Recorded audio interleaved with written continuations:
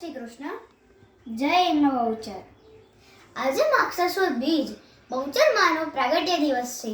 એક દંતકથા અનુસાર મેવાડા બ્રાહ્મણ એવા વલ્લભ ભટ્ટ અને તેમના ભાઈ ધોળાને એક જ્ઞાતિજનોએ એકવાર મેળો માર્યો. અરે વલ્લભ ધોળા, જ્ઞાતિ ભોજન તો આવીને જમીને જાઓ છો, પણ ક્યારેક તમે પણ તો જ્ઞાતિ ભોજન કરાવો ને.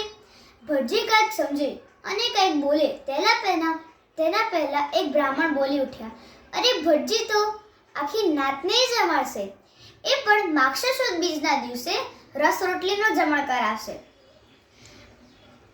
જ્ઞાતિજનોએ સામેથી દિવસ અને ભોજન સામગ્રી નક્કી કરી દીધી.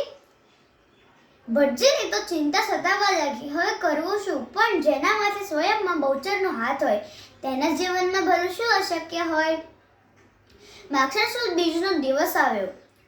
ભટજીને થયું, હું તો ગરીબ બ્રાહ્મણ છું, એ પણ ભર શિયાળે કેરીનો રસ લાવો ક્યાંથી?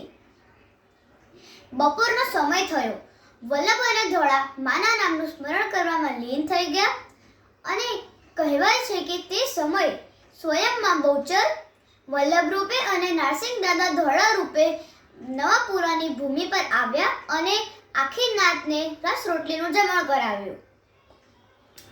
લોકોએ તો વલ્લભ અને ધોળાની મજાક કરવા માટે રસ રોટલીની માંગણી મૂકી હતી, પણ સ્વયંમાં બહુચરે ભક્તનું રૂપ ધરીને તેની લાજ રાખી.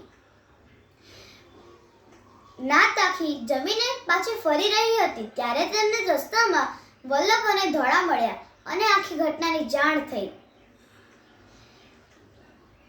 વલ્લભ અને ધોળાએ માનો ખૂબ ખૂબ આભાર માન્યો અને બીજી તરફ જ્ઞાતિજનોએ પોતાની ભૂલ બદલ વલ્લભ અને ધોળાની માફી માંગી.